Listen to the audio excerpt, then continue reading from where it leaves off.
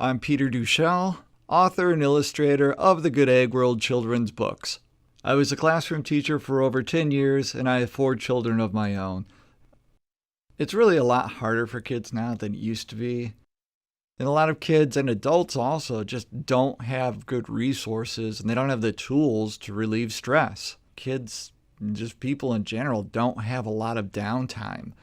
My brothers and I really didn't have a whole lot of structured time. It was almost all downtime, especially during the summers. And we lived kind of in a rural area of Indiana. So you'd go outside in the woods and you'd build rope swings. You would dig a hole. You'd fall and hurt yourself. And there was always the fear that if you got hurt badly enough, then you'd have to go home and tell mom. And she was really going to be angry if you had to go to the hospital. So you did everything possible to be a field surgeon to repair any wounds. And the self-sufficiency actually helped build up self-esteem and helped you problem solve.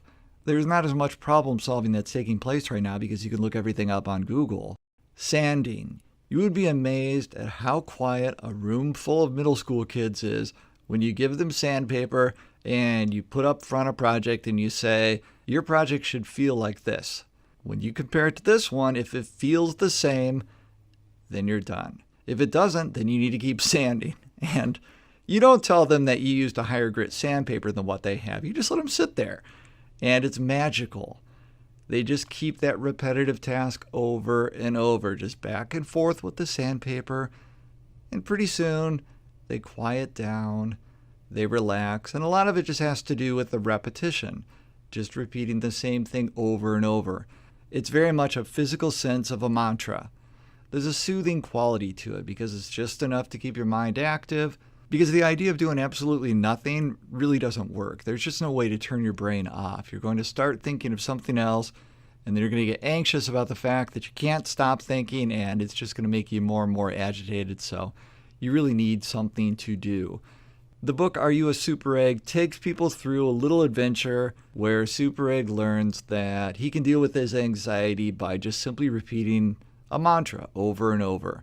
It's really a pretty easy concept, but it's not something that people are taught in a format where it's palatable. Usually it's in a class where you have to sign up for it, or it's in some sort of a very mysterious package. It's just really not appropriate for children.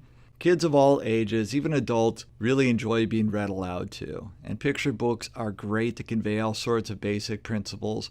And because the characters are eggs, it's a universal way to reach out to people of all different genders and races, and it's just kind of a neutral subject to work with.